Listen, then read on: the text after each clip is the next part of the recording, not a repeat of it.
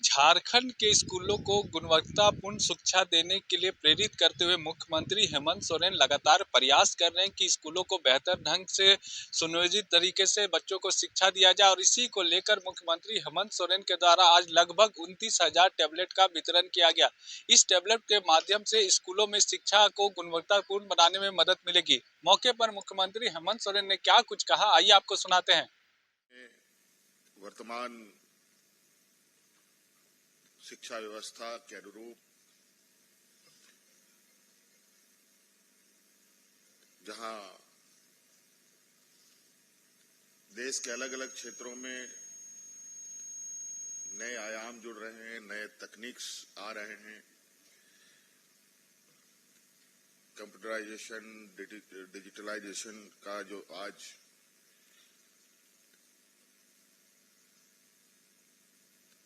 एक ऐसा अध्याय शुरू हुआ है जहां हर क्षेत्र को इस तकनीक ने प्रभावित किया है और मुझे नहीं लगता है कि खेती बाड़ी से लेकर व्यवसाय से लेकर हर चीज डिजिटल प्लेटफॉर्म पर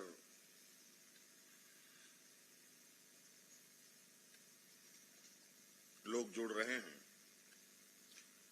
उसमें शिक्षा भी आज बहुत तेजी से डिजिटल के दुनिया में पहुंच चुका है। हम लोगों ने भी समय समय पर कभी स्मार्ट क्लासेस के माध्यम से, कभी स्मार्ट बोर्ड के माध्यम से, अलग अलग तरीके से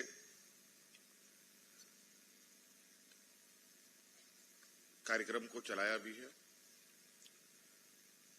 आज उसी कड़ी में सभी स्कूलों में एक डिजिटल प्लेटफॉर्म के माध्यम से पढ़ाई लिखाई हो, शिक्षक वर्तमान स्कूल में चल रहे गतिविधियों को कैसे डिजिटलाइज करें, इस पर दक्षता हासिल करें, बच्चों को भी इसकी ओर प्रेरित करें। आज कहीं न कहीं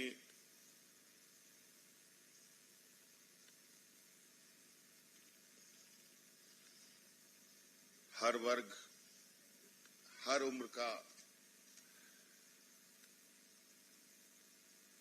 चाहे वो महिला हो, पुरुष हो, बच्चे हों, बुजुर्ग हों, सभी लोग किसी न किसी माध्यम से डिजिटल प्लेटफॉर्म को देख रहे हैं। सभी के जेब में मोबाइल है। उसी का एक बड़ा रूप टैब के रूप में आज सभी स्कूलों में दिया जा रहा है और एक समय बहुत जल्द हमें यह देखने को मिलेगा कि सारी दुनिया मुट्ठी में होगी। आज के दिन में लोग घर में पर्स छोड़ देते हैं, उतनी चिंता नहीं होती है जितनी मोबाइल छूट जाए, क्योंकि उसमें सारा आपका ब्यौरा,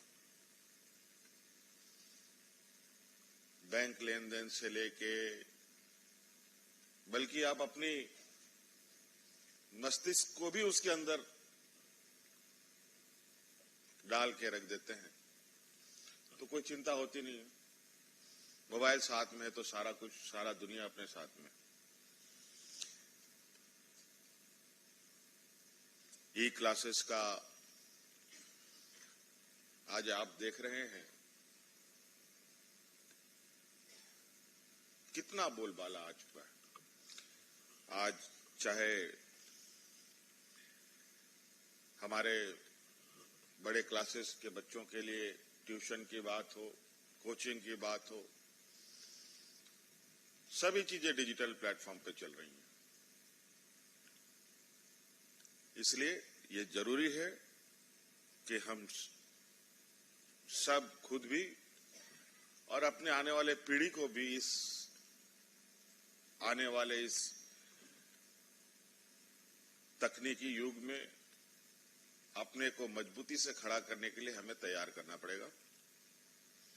और इसके लिए आप चाहें या ना चाहें, ये करना ही पड़ेगा, ये आप लोग मानिए।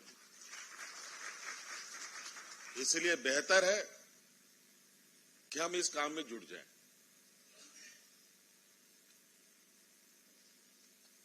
अब इससे पीछे भागने से कोई फायदा नहीं है। बहुत सारे, हर चीज, दुनिया में कोई ऐसी चीज नहीं है जिसका नेगेटिव पॉजिटिव इंपैक्ट ना पड़ता हो। हर चीज का एक अच्छा पहलू भी है और गलत पहलू भी है।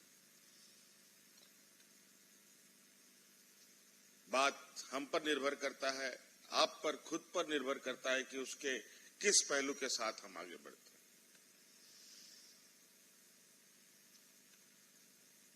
आज बच्चे चल नहीं पाते हैं, लेकिन मोबाइल तक पहुंचने का हर प्रयास उनका रहता है। और आज के दिन में परिवारजन भी, पेरेंट्स भी मोबाइल एक सपोर्टिव हैंड के रूप में बच्चों को संभालने का काम कर रहे हैं। धीरे धीरे आज बच्चे डिजिटल के क्षेत्र में इतना आगे निकल जा रहे हैं कि बहुत सारे लोग तो आज उनसे कई कदम पीछे हैं।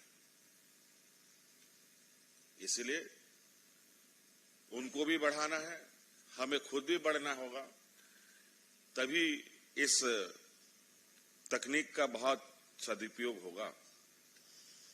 हम लोगों ने समय समय पर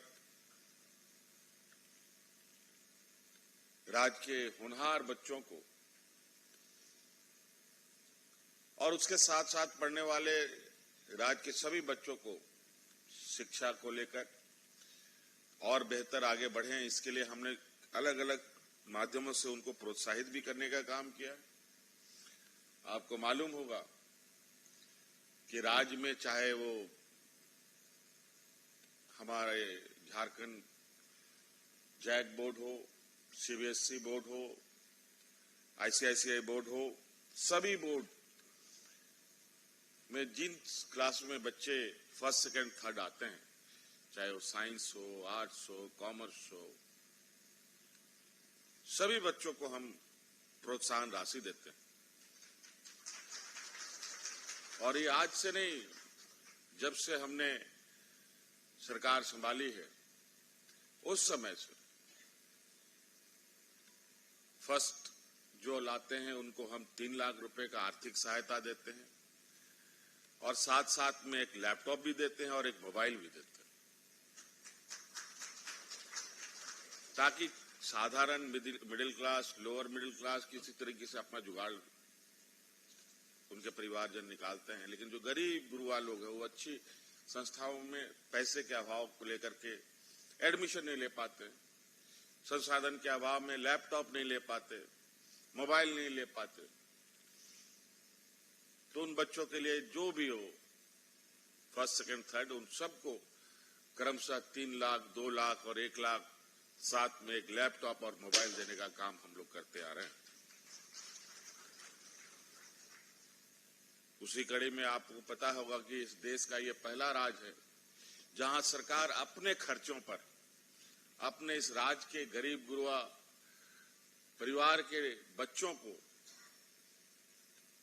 मरांग गोंगे पारदर्शी स्कॉलरशिप प्रोग्राम चला रही है, जहां विदेशों में उनको पढ़ने का मौका मिलता है और नॉन रिफंडेबल पूरा का पूरा खर्चा, करोड़ों रुपया एक बच्चे के ऊपर हम लोग खर्च करते हैं।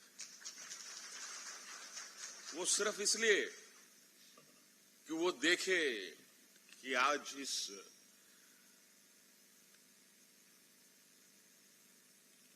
युग में, इस वक्त में हम कहां हैं और देश कहां है, दुनिया कहां है, किस पद्धति से लोग पढ़ाई लिखाई कर रहे हैं, किस पद्धति को लोगों लोग अपना रहे हैं। कहीं ना कहीं हमें भी आज इस रास्ते पर चलना होगा। आज आप सबों के बीच में विभाग की तरफ से एक महत्वपूर्ण कदम उठाया गया है। हालांकि मैं अभी देख रहा था आप लोगों का जितना संसाधन, उसके आधार पर सरकार अपनी जितनी क्षमता है वो आपके बीच में बांटते हुए और उसको 4 कदम आगे चलने का प्रयास कर रही है। इस टैब के साथ और भी चीजें आने वाला समय में आपके बीच में कड़ियां जुड़ेंगी। इसलिए आज के शुभ अवसर पर मुझे लगता है कि कई जगह अभी तो आप लोग को यहाँ टैब दिया गया है, सिम कार्ड के बारे में कैसे आप इसको ऑपरेट करेंगे ये भी बताया गया है।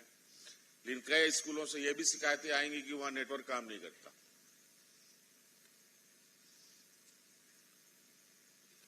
और ये सच्चाई है, लेकिन इसका समाधान के लिए भी हम लोगों ने